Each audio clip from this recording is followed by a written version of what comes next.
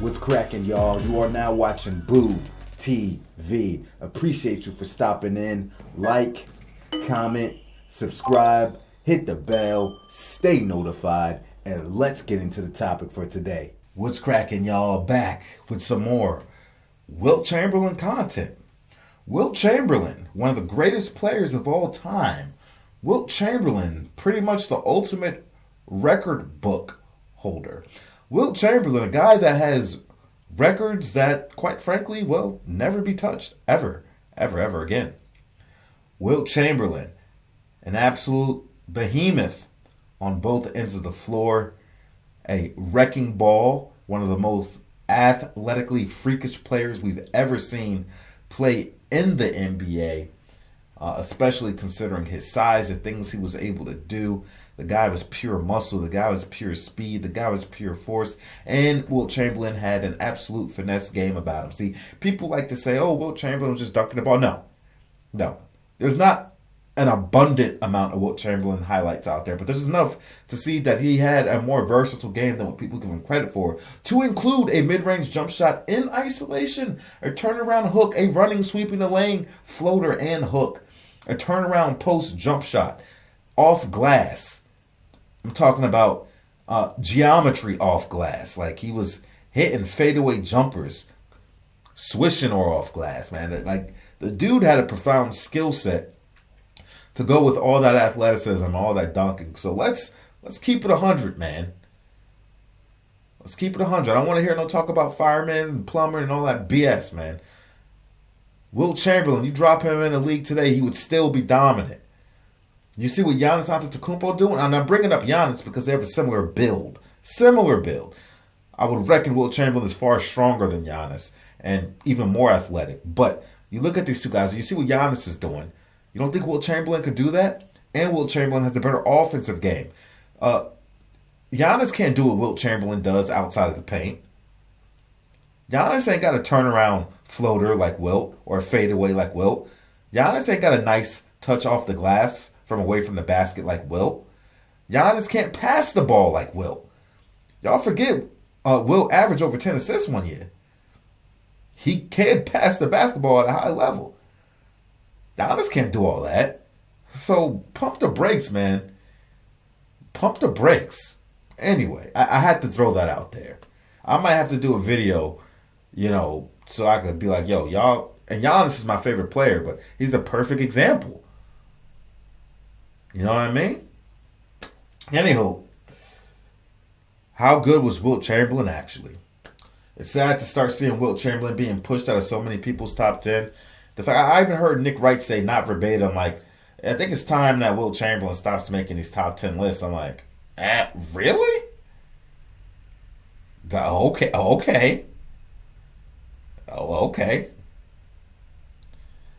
I think Wilt Chamberlain's a bit misunderstood, and I think he gets more of a bad rap than he should for the things people say about him. Wilt be the first to tell you that he'll say, I only did what my coaches ever told me to do. And he may have a valid point there. But anywho, I wasn't living around that time. I pretty much get all my information from you all. And we got some people here that actually got to see Wilt play and can really speak on it better than I can, or better than what most of these YouTube channels have come up with from digging through other resources. Like, if you can find somebody that actually witnessed it, those are the people that you really want to talk to. So if any of you are still here and watching this video, give me a good, thorough Wilt Chamberlain breakdown in the comment section, please, from your experience on being around and watching him, doing his thing. What can you speak about it? But I should have saved that for after the video, but I'm saying it now. All right, check out our Wilt Chamberlain playlist, and let's get into this video, shall we? Wilt Chamberlain is often considered the most dominant force that played the game of basketball, and one of the greatest players of all time. We already have the top 10 amazing facts on Chamberlain on this channel, and in this video, we'll try to further debunk the myth that is Wilt the Stilt. We'll try to answer the question of how dominant he really was, why he only won 2 championships, and why he didn't really like to dunk. So stay tuned. Most versatile athlete ever. Wilt Chamberlain was the strongest NBA player ever, and numerous stories confirm this. Arnold Schwarzenegger once said that Wilt could lift him up like he was nothing, and multiple 240-pound NBA players said the same thing. Chamberlain was an undefeated shot putter in college, and his record bench press was 550 pounds. At the age of 59, Wilt was still benching 465, more than some bodybuilders in their prime. Other than strength, Wilt was also extremely fast and agile. He could run a 40-yard dash in 4.6 seconds, and his personal best at 100 meters was 10.9, which is mesmerizing for a guy that is 7'1".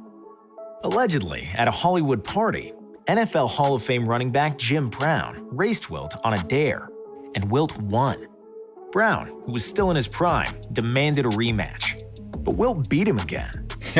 Wilt was also extremely athletic, with a vertical leap of over 40 inches, with some reports saying it was even 48 inches, which would qualify for the highest NBA vertical ever. And he was doing that in Chuck Taylors, which makes it even more impressive. With crazy strength, speed, and jumping ability, it's safe to say Wilt was the best athlete ever. LeBron's and Usain Bolt's of the world would give him a run for his money, but neither of them could match his strength. The best shot blocker ever. When there is any talk about Wilt, people usually start with 100 points in a game and 50 points per season. His offense made him famous, and it sold tickets in newspapers. But what is rarely discussed is Chamberlain's defense. While he probably was the best defender in the league, and yes, that also includes Bill Russell. Wilt and Russell were the premier shot blockers in the league that didn't count shot blocking. But if it did, Hakeem Olajuwon wouldn't be the NBA all-time leader in blocked shots. When Walter Bellamy first came to the NBA, he had one of the best rookie years ever, averaging 31.6 points per game. To this day, Bellamy's scoring is the best ever by an NBA rookie, behind only Wilt Chamberlain, of course, who averaged 37.6 in his inaugural season. The first time Bellamy played Wilt, they both met at half court, and Walter introduced himself. "Hello, Mr. Chamberlain. I'm Walter Bellamy." Wilt then replied with, "Hello, Walter. You won't get a shot off in the first half." Wilt blocked Bellamy 9 times in a row in the first half. When the second half began, Wilt walked over to Bellamy and said, "Okay, Walter, now you can play." He did a very similar thing to Magic Johnson in 1980. At UCLA campus, Magic would play pickup with various college and NBA players in the offseason. Wilt showed up and got in the game. After Magic called a non-existent foul, a 43-year-old Chamberlain got mad. "There will be no more layups in this gym," and he blocked every one of Magic's shot after that and ran him out of the... Wilt is also the only guy to block Kareem's skyhook, the most unguardable move in history.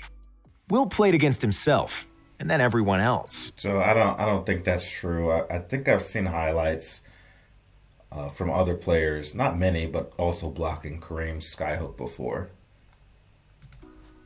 Wilt's mother emphasized to him that he is different because of his size, that he's going to be stared at, and that he must use it in a good way, and always be well-mannered and kind. So, Wilt grew up an extremely good-natured guy, and on the basketball court, he received a lot more punishment and knocks in the paint that he would give away. He knew that he could beat everybody up, but he refused to do so. Former NBA player and coach Jack McMahon said it best. "The best thing that ever happened to the NBA is that God made Wilt a nice man. He could have killed us all with that left hand."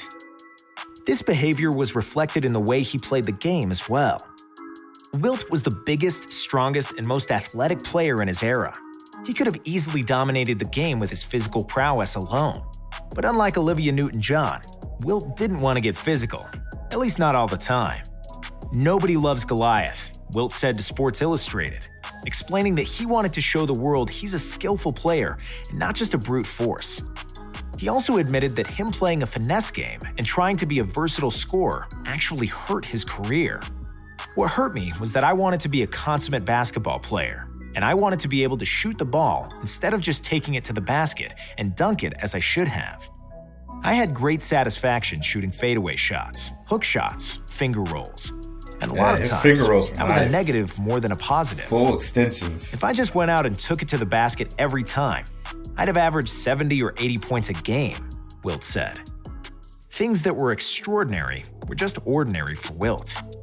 And if we look at Wilt's stats, there is a huge discrepancy from the first half of his career, when he shot more than 30 times per game, and the second half, when he averaged only 13 field goal attempts per contest.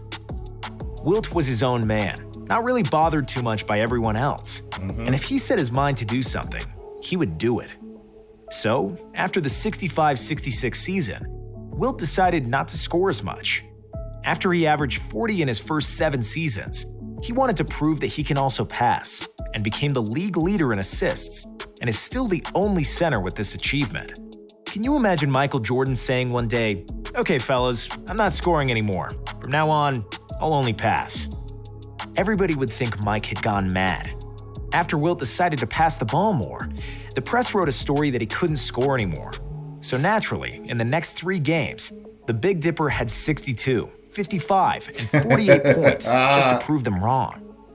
Wilt was as potent as ever, and the athletic freak that he was, he could have averaged over 30 for every year of his career. He just got tired of it. Watching Wilt, you always kind of got the idea he was just playing with people, that he was on cruise control and still 10 times better than anybody else that was playing at that time, said Dan Issel, a former NBA player and coach. 2 very different men, both larger than life, and forever linked in history of the game. Any conversation about Wilt almost always involves Bill Russell, and vice versa. They were the 2 best players of their time, and their careers will forever be intertwined. With his physical ability, statistical achievements, and pure dominance over everybody else, Wilt would likely be considered the best player ever. However, he's not even considered the best player of his time. And for a casual fan, he's just a guy with good numbers, while Russell was the winner. And the truth is, somewhere in the middle. In 94 regular season meetings, Russell won 57 to Chamberlain's 37. In 49 playoff games, Russell came away victorious 29 times to Chamberlain's 20. Between the years 1960 and 1969, Wilt's teams were faced against Russell's Celtics 8 times in the playoffs, with 4 of those going to the deciding Game 7. Russell won all 4, but the total point differential was just 9 points in all Game 7s combined. So, a couple of bounces the other way, and the rings narrative could have been different. Also, Russell had the best coach in the game and better teammates. However, that was also by design.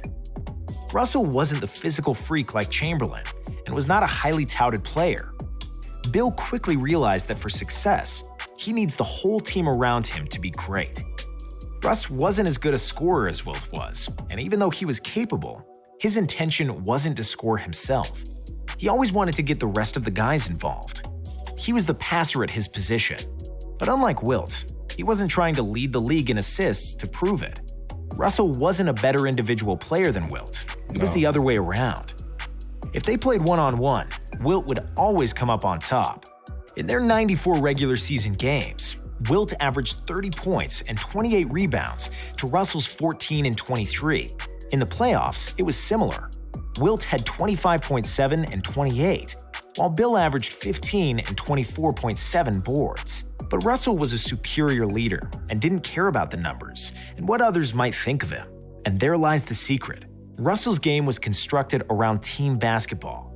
And because basketball is a team sport, the result in championships is 11-2, even though some of the series were really close and could have gone the other way. Wilt would have been better off in an individual sport, and he understood that too. Sometimes the mere power of you makes you more the individual player. Russell was more complete and was able to help his team win more than I did. Wilt Chamberlain on the Boston Celtics would not have been the same. I would take away from Bob Cousy and Tom Heinsohn because I was a scorer too. So sometimes less is better. Wilt said about the eternal question of who is better between the two. Wilt was the Renaissance man. Wilt Chamberlain was a guy larger than life who lived life to the fullest. He was interested in everything and wanted to experience everything. He had a big heart, but was also a huge loner. And if you understand who he was as a person, that gives you a better understanding of who he was as a player. He achieved the biggest scoring feat in NBA history, and then decided it was time to start passing, and became the best passer in the league. He could have dunked everything, but wanted to become a versatile scorer. He still holds the record for the highest field goal percentage ever. He slept with one woman, only to start flirting with the next one. After he retired from basketball, he became the best volleyball player. And that's who Wilt really was. Never satisfied, always exploring and moving to the next thing. If he wanted to, he could have settled down. If he wanted to, he could have dunked every ball and won more championships.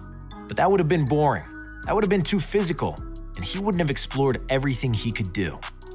And that explains Chamberlain as a player. He was a Goliath who didn't want to be just the Goliath, because it's not as challenging, and nobody likes those guys anyway.